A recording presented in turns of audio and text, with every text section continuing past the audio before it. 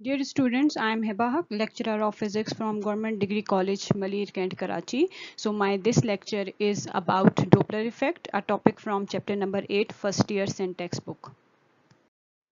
Okay, so in this lecture, I shall explain what is Doppler effect, and I will explain Doppler effect using three cases. The first case is when the listener is moving and source of sound is at rest.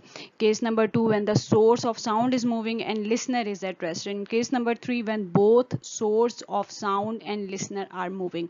And after that, I will discuss few applications of Doppler effect. So Doppler effect is the last topic of chapter number 8. I have completed all the topics from chapter number 8. All my lectures are available on channel. You can go and check it. Okay, let us start with Doppler effect, the phenomena in which the pitch or frequency of sound is changed due to the relative motion of a listener, source of sound, or both is known as Doppler effect. So in my previous lecture, I have explained that pitch of sound depends upon the frequency, or both are the same parameter. So when the source of sound or a listener or both are in relative motion to the medium, which is air, the pitch of sound heard by the listener is in general not the same as when the listener and source are at rest. The phenomena is known as Doppler effect. So we are discussing Doppler effect in mechanical wave motion, and I have already explained that mechanical waves required material medium to travel. So here we are using air medium, and if the source of sound or listener or both are moving, the frequency of sound heard by the listener is changed. This phenomena is known as Doppler effect. So to understand it more, let us consider a few examples. These examples are from our daily life. The first example is very common example, which is the sudden drop in the pitch of sound from an automobile horn as one meets and passes the car proceeding in opposite direction. So when an automobile meets and passes the car moving in opposite or proceeding in opposite direction, the frequency of the horn emitting frequency of the sound of the horn emitting from automobile suddenly dropped.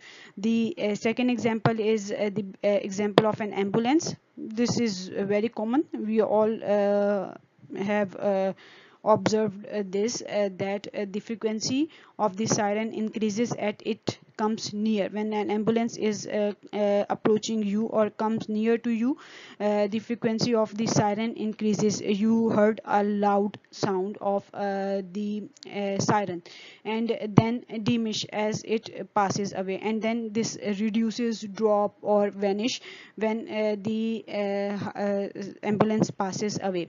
But if we talk about the person that is sitting inside the ambulance, the frequency of the sound remains the same. So this is actually that this is actually the frequency heard by the listener is different as the frequency of a sound, which is actual frequency. So now what we do, we try to find that on what parameters this change in pitch or frequency of sound depends. For that, I'm considering three cases. The first case is that when the listener is moving towards the stationary source. Second one is that when the source of sound is moving towards the stationary listener, and the third one is that when both the source of sound and listener are moving. Okay, so let's start with the first case, when the listener is moving towards or away, and the source of sound is at rest. We are going to first derive the formula for the case when the listener is moving towards the stationary source, and then after that I will derive the formula for the case in which listener is moving away from the stationary source. So let V naught be the speed with which the listener is moving towards the stationary source.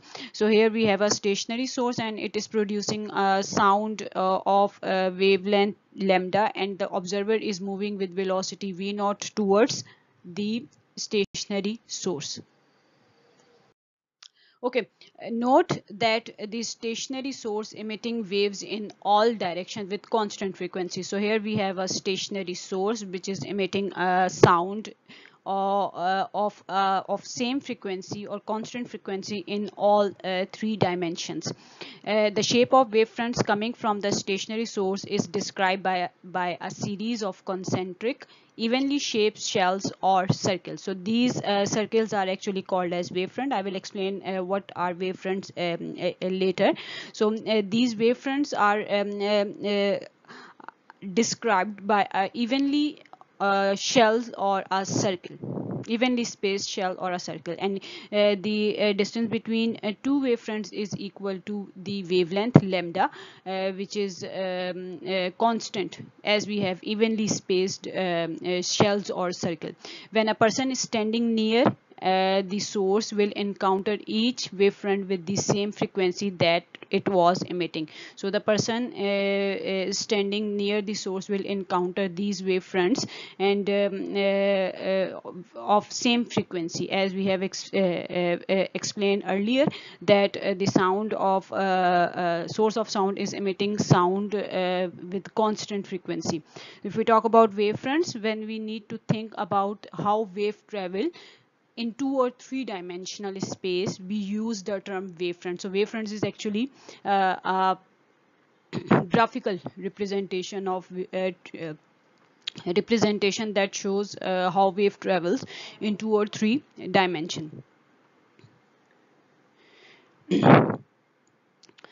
used the term wavefront to describe the linking of all the common points of the wave. So the linking of all the wave peaks would create a series of circular wavefront or ripples. I have already explained one-dimensional, two-dimensional or three-dimensional waves in my previous lecture. You can go and check it. So if you look at from the above, you find it as a ripple or a circular wavefronts. Suppose that the source of sound emits a wave with frequency f, and we know that the wavelength will be equal to f is equal lambda is equals to v upon f, as the product of frequency and wavelength is equal to speed. So lambda will be equal to v upon f. Now when the listener is at rest, it would receive Vt upon lambda number of waves in time t. How we get it? We know that frequency is number of waves per unit time. So number of waves will be equal to frequency into time, and number of waves will be equal to Vt upon lambda. Using this relationship, f will be equal to v upon lambda. So number of waves received when the listener is at rest is Vt upon lambda, where v is the speed of sound and t is the time and lambda is the wavelength. Now when the listener is moving towards the stationary source, it would receive additional number of waves, which is v naught t upon lambda, where v naught is the speed of the observer or the listener. So the total number of waves received by a moving listener will be Vt upon lambda plus v naught t upon lambda, or we can write it as total number of waves is equal to 1 upon lambda into Vt plus v naught t. So if f prime be the frequency heard by the moving listener, f prime will be equal to total number of waves received by a moving listener divided by time. And we have already calculated total number of waves, so f prime will be equal to 1 upon lambda Vt plus v naught t upon t. So if we take t common, the t and t will cancel, we get f prime is equals to 1 upon lambda into v plus v naught, and we know that lambda is equal to v upon f, so f prime will be equal to f upon v into v plus v naught. So if we take 1 upon lambda, it will become f upon v. So f prime will be equal to f into v plus v naught upon v. So using this formula, f prime is equals to f into 1 plus v naught upon v. So v upon v will be equal to 1 and v naught upon v will be equal to v naught upon v. So from this formula, what we get, that the frequency of sound heard by the listener moving towards the stationary source, which is f prime, is greater than the actual frequency of sound emitting from the stationary source, which is f. So the frequency heard by the listener when it is moving towards the stationary source is greater. The pitch or the frequency increased as the listener approaches the sound. So f prime will be equal to f prime is greater than f, or vice versa. When the listener is moving away from the source, it will receive a smaller number of waves, and in this case we just using this relation we can say that f prime will be equal to f into 1 minus v naught upon v. So the frequency of sound heard by the listener moving away from the stationary source, which is f prime, is less than the actual frequency of sound emitting from the stationary source f. So f prime is less than f. So if we combine these two conditions, we can say that f prime will be equal to f into 1 plus minus v naught upon v. So we use plus sign when the listener is moving towards the source, stationary source, and we use negative sign, minus sign, when it is moving away from the stationary source. Now case number 2, when the source of sound is moving towards or away and listener is at rest. So likewise, as I have done in first case, initially I will drive the formula for the change in frequency when the source of sound is moving towards the stationary listener, and using that formula I will drive the formula if the source of sound is moving away from the stationary listener. So here we have a stationary listener, and then this is the source of sound, which is car in this picture or in this diagram, and it is moving towards the listener. So we consider that Vs be the speed with which the source of sound is moving towards the stationary listener.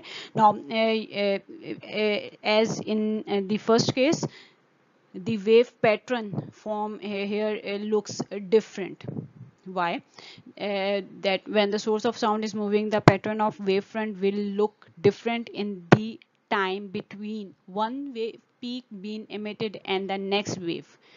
The source will move so that the shell will no longer be concentric. So as the source is moving, we will not get the evenly spaced shells or circles. The wavefront will get closer together in front of the source as it travels, and will spaced out further apart behind it. It is called as shortening of the wavelength effect. That in the front of the source, the distance between wavefronts is smaller, and behind the source, the distance between wavefront is larger. So you can see from here that the distance between the two wavefronts here is smaller, and as compared to this side. So it is more clear in this diagram that when the source is moving towards stationary observer or listener with velocity vs, in front of the source, the distance between two wavefront reduces or decreases because of the motion of the source, and behind the source the distance between two wavefront increases. So in this case we are not going to consider that the distance between two wavefront is constant, which is lambda. Now during each vibration, the source travels a distance equal to lambda is equals to Vs upon f, where Vs will be the speed of the source and f will be the frequency now of the sound emitting. Now in each wave length is shorter by this amount. So lambda prime will be equal to V upon f minus Vs upon f. So V upon f and then the wavelength reduces by this distance, which is Vs upon f. So the wavelength between two wavefront here is equal to V upon f minus Vs upon f. So lambda prime will be equal to V upon f minus Vs upon f, or we can write it as, if we take LCM, lambda prime will be equal to V minus Vs upon f. Now we know that lambda prime will be equal to V upon f prime, so V upon f prime will be equal to V minus Vs upon f, or if we take the reciprocal of this, f prime upon v will be equal to f upon v minus vs, and f prime will be equal to f into v upon v minus vs, where v is the speed of sound and vs will be the speed of the source of sound. So using this formula, we can say that the frequency of sound heard by the stationary listener, which is f prime when the source is moving towards the listener, is greater than the actual frequency of sound emitting from the source, which is f. So f prime is greater than f. You can see that we have v minus vs in denominator. So if vs is greater, this difference is smaller, and we have the ratio is greater, so f prime is greater. And same as it is if the source of sound is moving away from the listener, stationary listener, we get f prime is equals to f upon v divided by v plus vs. So when the source is moving towards the listener, we have the shortening of wavelength effect, and when it is moving away, we have the increase in the wavelength of sound. So for that, this denominator is greater, so the ratio is smaller and f prime is smaller. So the frequency of sound heard by the stationary listener, f prime, when the source is moving away from the listener, is less than the actual frequency of sound emitting from the source, which is f. So f prime is less than f. Or if we combine both cases, we can write it as f prime is equals to f into v upon v minus plus vs. So we use negative sign when the source of sound is approaching towards or moving towards the stationary listener, and we use positive sign when it is moving away from the stationary listener. Case number 3 is very easy. What we do, we just combine the two cases when the source of sound or and listener are moving towards and away. Let v naught be the speed with which listener is moving towards the source of sound, and vs be the speed with which the source of sound is moving towards the listener. So we know that the frequency will become f prime will be equal to f upon v plus v naught upon v minus v naught. So what we have done, we have just combined the formulas, two formulas. If you recall that when the listener is moving towards the stationary source, the formula is f prime is equals to f into v plus v naught upon v, and if the source is moving towards the stationary listener, we have v upon v minus vs. So the two v's will cancel, so we get v plus v naught upon v minus v naught. And if the source of sound or listener both are moving in opposite direction, f prime will be equal to f v minus v naught upon v plus vs. So if we combine it, f prime is equals to f upon f into v plus minus v naught divided by v minus plus vs.